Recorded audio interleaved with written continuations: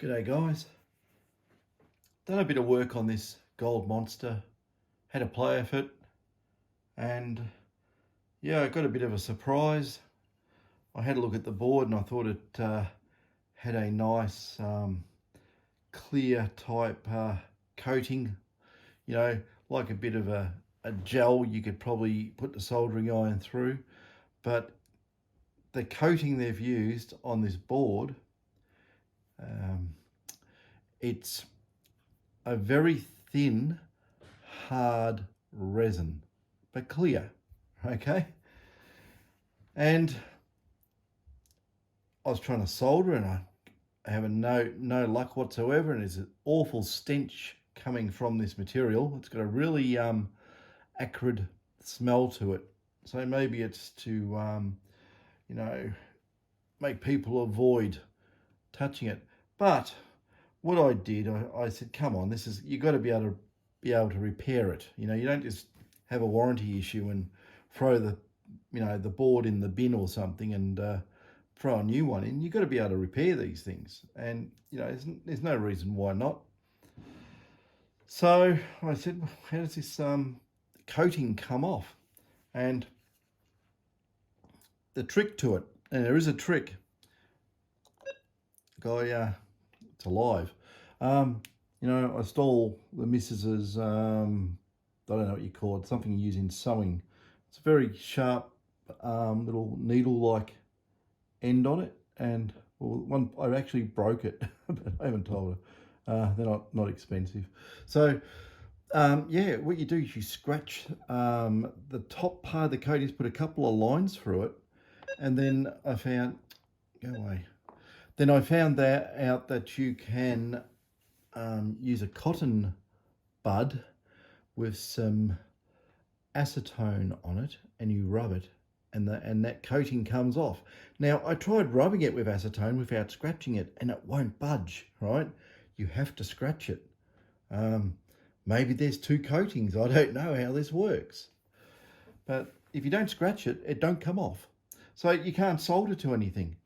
So anyway, I had a play, and I think I've got this thing far more stable than what it came in as. At the moment, what do we got? We've got the gain set up on half. I've got a visitor. What are you looking for?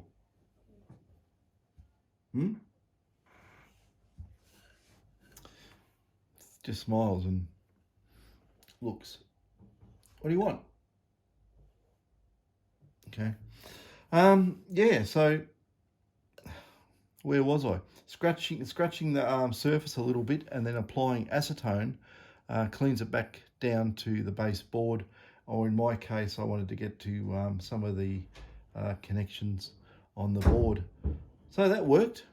Anyway, I'd say this is in its all metal. I had a read up of the manual.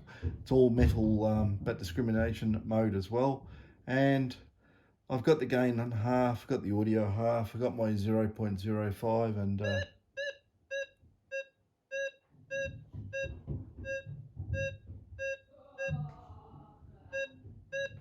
we can put the gain up some more. Okay, that's a fair whack on the dial. So that's picking up a lot further than what it was before. I'm at the easy at the top of the oh, there we go. Still a touch sensitive on the cable. Actually, it's rocking back and forth, and it might be picking up. I've got screws on it. Oh, yeah, it might be picking that up. Hang on a sec. I move a few things away. I've got metal everywhere, and it's probably, yep, there you go. I got screws next to the coil. It's not a good idea for testing, but the cable is still a little bit touch sensitive. I think that it does pick up the cable, but not to worry. It's, you know, on a stem and all locked down, it should be pretty good. So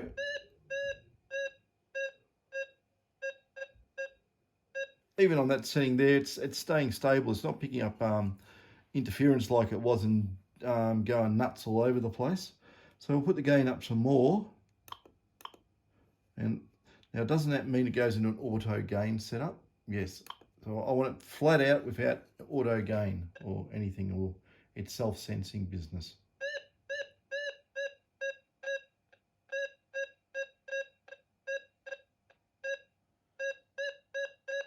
That's impressive for a 0.05. I must admit, there you go, there's me touching the cable again. If I touch it like that, I think it might be bouncing the coil and it's picking up, you know, whatever's around. It's just, you know, stray field coupling. But anyway, got that the real nasty Kalgoorlie hot rock here. Let's go and, I've probably got my hand in the way of the screen, but it will, God, how am I going to do this? I can't look and do it at the same time. I'd have to be an octopus. But here we go. You can see it now, but you know,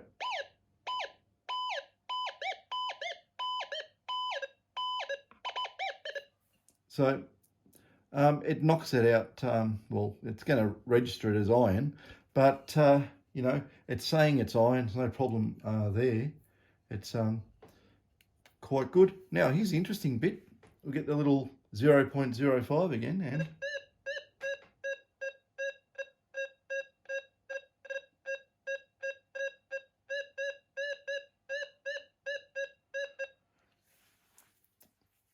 it's ignoring that Kalgoorlie hot rock, and not a problem with that. It ignores that, picks up the gold through, I'd classify that as the most heaviest of mineralisation you'd ever get, these things. That's just, you know, yeah, even just moving it around. Anything moving around here is going to interact with the coil. So I've got the gain so high. But as you can tell, it's stable as hell. It's really, really good. What else can we do with it?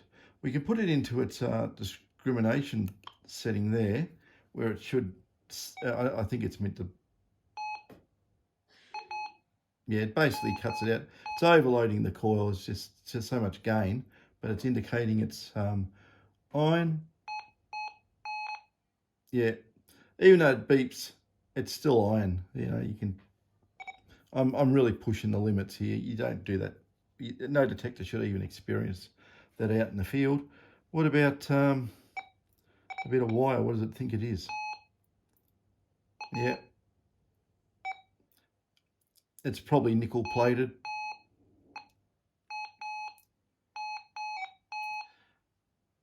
I call it how to confuse a detector. Copper wire with a bit of nickel on the end. So yeah, it seems to be working quite well. You know, what else we got? I don't usually do VLFs and stuff. I usually, look, here's a drill. You know, what's that going to say the drill is? Well, definitely it's iron or stainless steel. Yep, totally ignores it, even on full gain. Beautiful. I might get myself one of these detectors. I'm quite impressed. But, you know, if you're going around mullikeeps and things like that, like, I mean the small ones, not the big ones, you know, just mounds on the ground, you know, maybe a metre or so tall, you get good penetration with this VLF.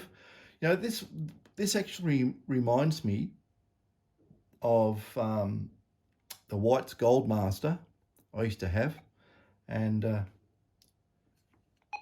yeah, it's pretty sensitive. You just move near it and it goes off. You know, that was a very sensitive detector. I think the frequency on that was very, very high. It could have been 75 kilohertz or more. I'm going back a number of years, 1994 or so, I think, when I had that one.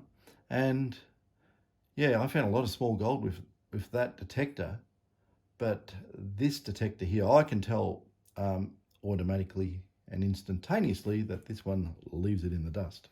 So this is, it's very good.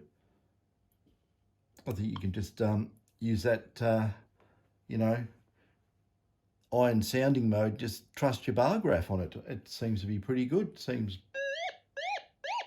you know, gold's gold. Actually, how far can I pick this up? That's the 0.1 grammer right? 0.1 of a gram, right? Yeah, the cable's in the way. I can't get much higher than that. Oh, I can go over the cable probably, can I? Probably bang it and make it crazy. Okay, so with a little bit of a touch-up in the detector, it's behaving very, very nicely. So you can do upgrades on these detectors, and yeah, I am impressed. The only thing which I really wanted to do, I wanted to get into the coil, but you know, I don't think the fellow really wants me pulling his coil apart. I don't know the mechanism, how it's all put together, sealed, and you know, it's probably waterproof, and if I pull it apart, then it might lose that waterproof capability. You know, if it was my own detector, I wouldn't care less. I'd do it, and you know, if you're careful when you do this stuff, you know, and take your time, well, you know, and put it back together, and you know, plastic weld it or use some silicon, you know, it's going to be fine. You know, really, if you want to test these coils, you really need something like a vacuum chamber with a glass window. Put the whole coil and lead into the vacuum chamber and start reducing the pressure and see if the coil caves in, you know, because you start sucking the air out of it, you know, then put it back into atmosphere, the whole thing should go squash, you know. If it's got a pinhole leak, it'll do that. If it's got a bigger leak, you probably hear the air rush. And I'm going to get visited again. What are you doing? Just sticking his head through the door. So this is the Gold Monster one upgrade only. But I really want to get into doing. I can actually sense that I can do something on that coil board to reduce ground effect and ground interaction. I think actually at one stage, Minelab, I think they applied for a patent on using some technique similar for diverting magnetic fields through ferrite, and for some reason it didn't happen. It either got knocked on the head by the patent office, or Minelab didn't pursue it. But yeah, there is a you know, big solder blobs in these coils too. You're giving away all the secrets now. When you solder up in these things, you want to keep the solder as minimum as you can. You know, really small amount of solder. You don't want to tin back the wire so it looks like a great big blob of steel. You know, just a physical joint together of wires. You know, if these are tin plated wires, which I think they are, you know, you got that strand to strand resistance. It does help, you know, alleviate some of the problems by, you know, making it look like less of a mass of metal to the detector itself. So big blobs of solder, big fat circuit board tracks, all that sort of stuff is, especially in a small coil like that, would be a disadvantage. So, you know, you could pull it apart, and you know, bloody well tempted, but I don't want to. I might ring the guy and say, look, you know, I can probably do this, that, and the other, but he might be dissatisfied with the way I've got it going now, because it's going like a house on fire. It's really good. It's best, you know, response I've ever seen out of a VLF for very, very tiny gold. I mean, I haven't seen better than that. You know, it's absolutely awesome. So, yeah, anyway, there we go. Touch the wire again, it goes crazy. I think it's just bouncing.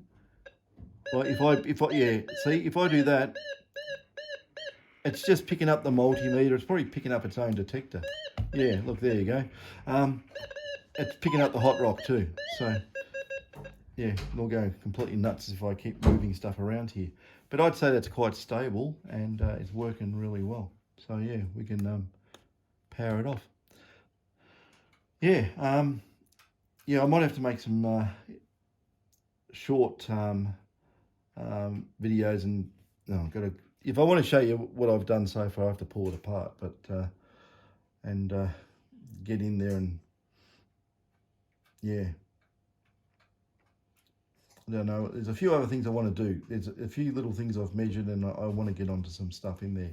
But like I say, this one here is just a sort of a love job.